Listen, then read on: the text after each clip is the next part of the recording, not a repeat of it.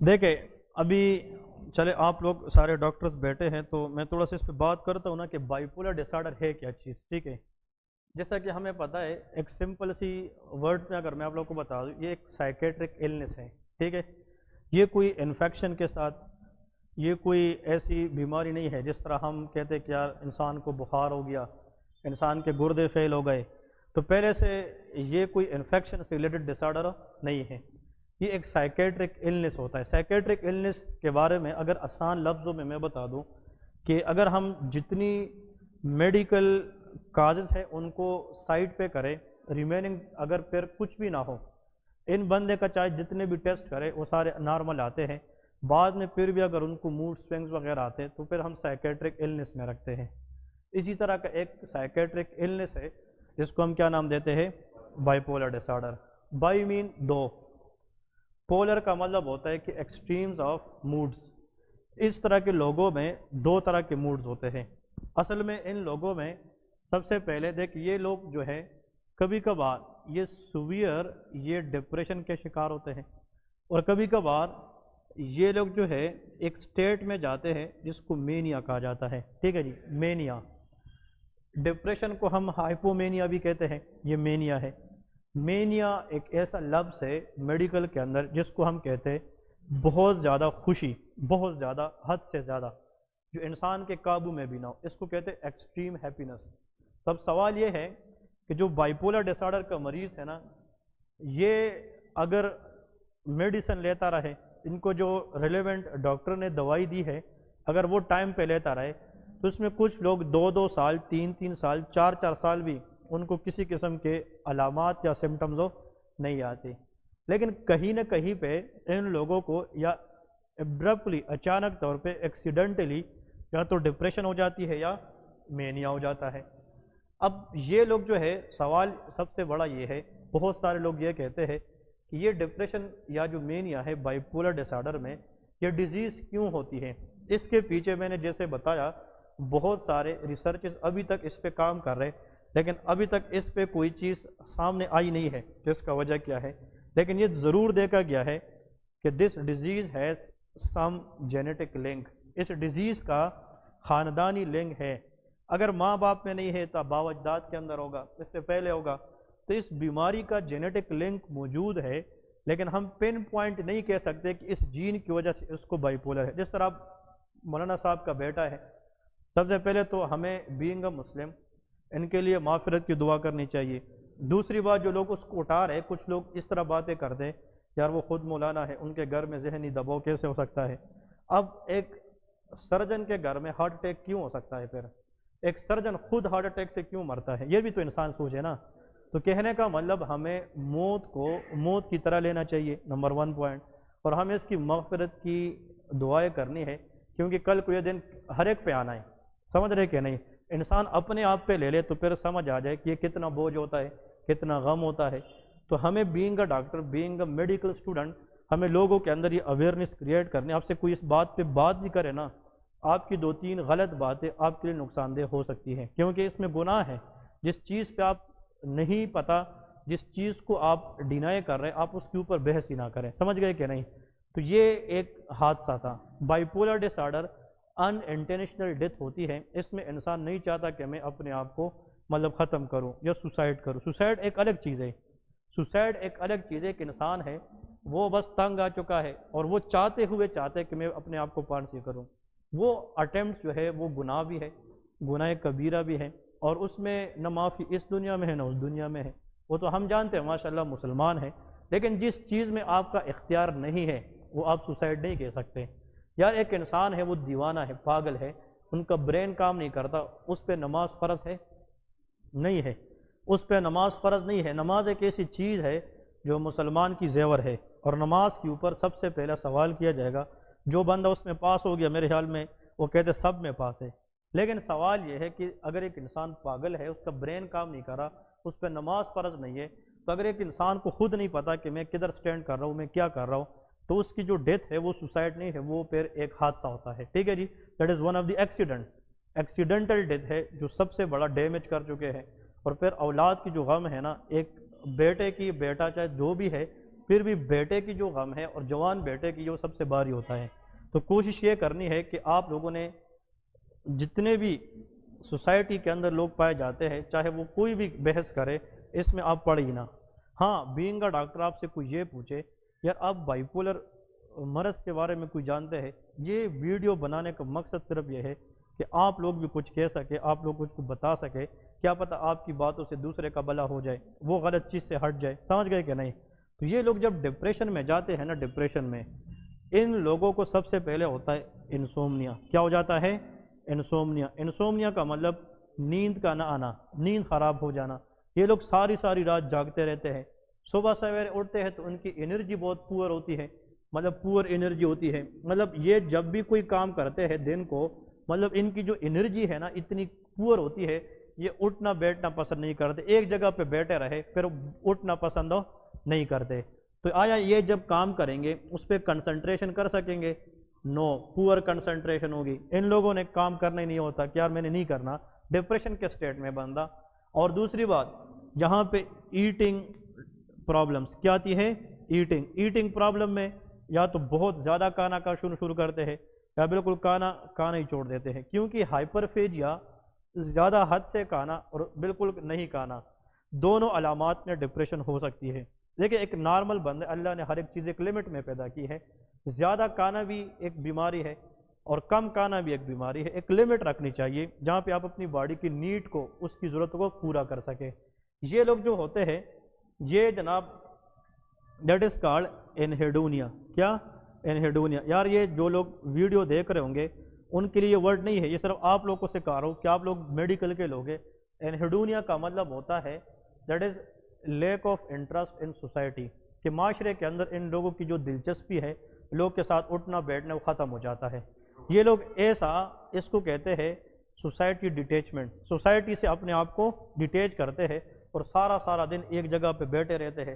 اور یہ لوگ یہی سوچتے ہیں کہ یار اس دنیا میں میرا کوئی اوقات ہی نہیں ہے، اس دنیا میں مجھے آنے کا کوئی مقصد ہی نہیں ہے، کیونکہ یہ چیز ان کو جو لاتی ہے یہ بیماری ہے. اب انسان جان بوجھ کے توڑ ہی کر رہے ہیں. اس کا جو میں کہہ رہا ہوں بار بار، اس چیز کا جو انسان کے اوپر جو طاری ہوا ہے، ان کا جو انٹینشنز ہے نا یہ نہیں ہوتے، یہ ان انٹینشنل ہوتا ہے، ایکسیڈنٹل ہوتا ہے، اور انسان کے بس میں یہ بات نہیں ہوتی. تو یہ سمٹم تو اس کی کیا ہو گئے؟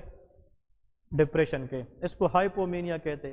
یہی بندہ کچھ وقت کے بعد یا کچھ دنوں کے بعد، کچھ ہفتوں کے بعد ڈسٹرکشن پہ آ جاتا ہے.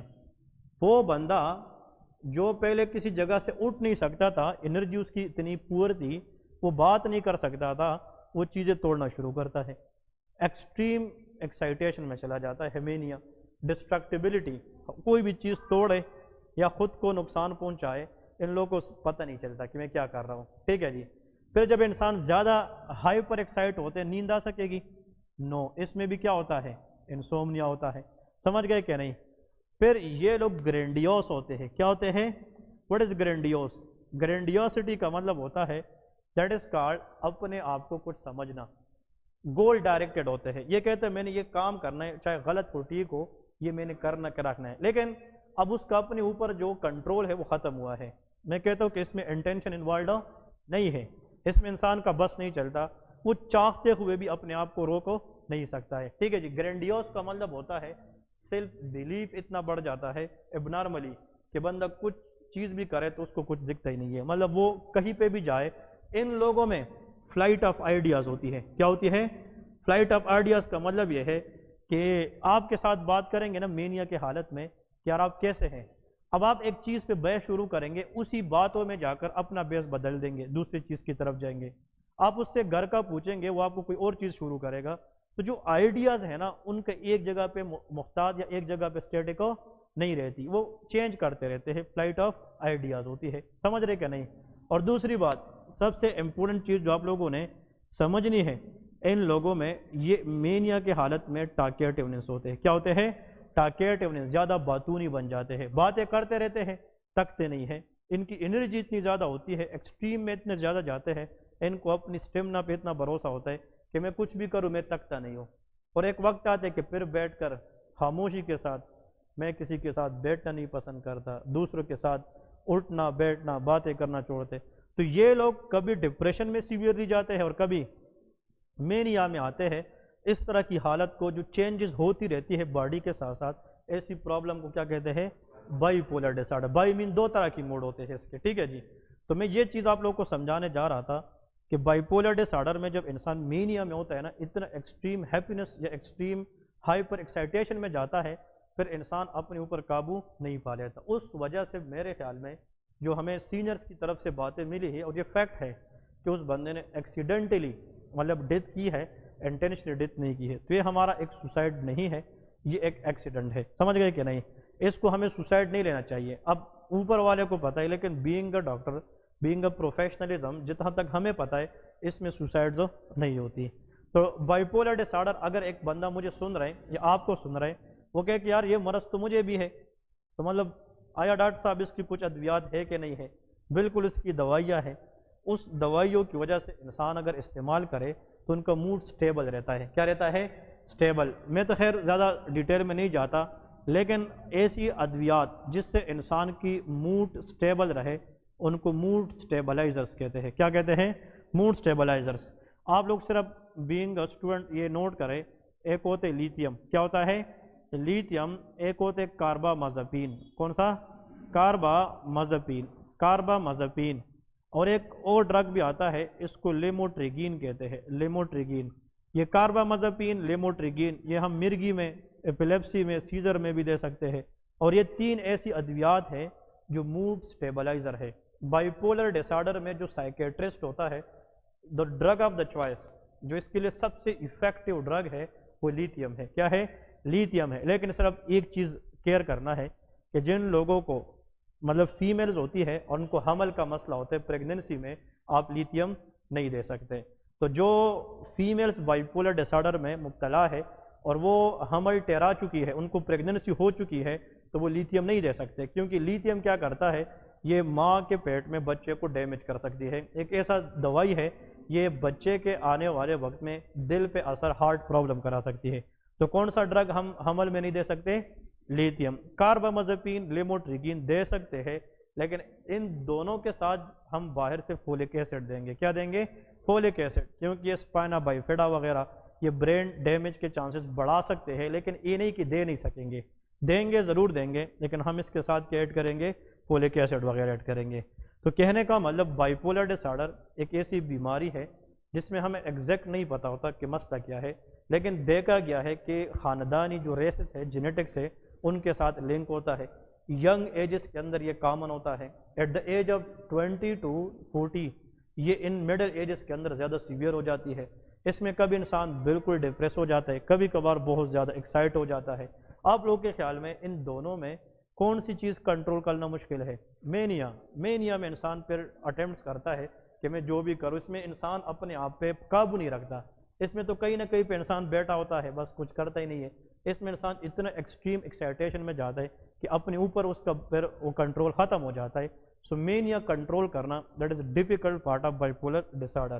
ان لوگوں کو جب یہ کبھی کبھار اپنے آپ کو زخمی کرے، اپنے آپ پہ کٹ لگاتے ہیں، آپ ان کے پاس جایا کریں کہ آپ یہ سمجھتے ہیں کہ آپ نے آپ کو زخمی کیا کہ نہیں۔ اگر وہ کہتے ہیں کہ میں نے کب کیا ہے، اٹس مین کہ یہ چیز اس کے کنٹرول میں نہیں ہے۔ You must ask that whenever you cut yourself you agreed with that or not. Majority of the patient will tell I don't know. اس کا مطلب کہ یہ ان کے بس میں نہیں ہے، ٹھیک ہے جی۔ بائی پولر ڈس آرڈر پھر سائیکیٹرسٹ یہ ڈائگنوز کر کے ایک ڈی ایس ایم کرائٹیریا ہوتا ہے، ڈی ایس ایم، یہ آپ لوگ آگے پڑھیں گے، ڈائگنوسٹک اسٹیٹسٹیکل مینٹل ڈس آرڈرس، ٹھیک ہے جی۔ اس کے تھرو ہم اس کو ڈائگنوز وغیرہ کرتے ہیں، انشاءاللہ ہم آگے پڑھیں گے، سائیکیٹری آپ لوگوں کو پوری پڑھاؤں گا تو اس کے اندر ہم ڈسکس ضرور کریں گے، لیکن جسٹ آپ لوگوں کے لیے کہ موڈ سٹیبلائزر ڈرگ کیا ہے، بائی پولر میں ہوتا کیا ہے، اور آپ لوگ کوشش کریں کہ اس طرح کی چیزیں، اس میں اور بھی بہت ساری چیزیں ہیں۔ اگر کوئی کہے یہ سمٹم اگر 1 ہفتے تک رہے تو پھر کیا ہے، 2 ہفتے تک رہے پھر کیا ہے، 1 مہینے تک رہے تو پھر ان کے اپنے اپنے کیا ہے، سٹیجز ہے، نام ہے، لیکن اس پہ ہم نہیں جانا چاہتے، جسٹ ایک اویئرنیس کے لیے چیز بتانی تھی، اور شاید آپ لوگوں کو بہت ساری چیزیں اس میں کلیئر ہو چکی ہو۔ سو آج کے بعد کوئی بھی بندہ اس پہ بحث کرنا، یہ جو ریسنٹ ڈیتھ ہوئی ہے، کیونکہ وہ ایک مولانا ہے، اس سے بہت سارے لوگ جو ہے نا مستفید ہو رہے اور ایک خیر پھیلا رہے وہ، ٹھیک ہے نا۔ تو کوشش یہ کرنی ہے کہ ان کا ڈیتھ جو ہے یہ غلط طریقے سے آپ لوگ ڈسکس نہ کریں، اور لوگوں کو بجائے کہ وہ غلط باتیں پہ لائیں ان کو ایجوکیٹ کرے، ٹھیک ہے جی. اور یہ ہمارا کام ہے، ہمارا حق ہے، بینگ اے ڈاکٹر ہمیں اس طرح کرنے چاہیے. تھینک یو سو مچ. اللہ حافظ.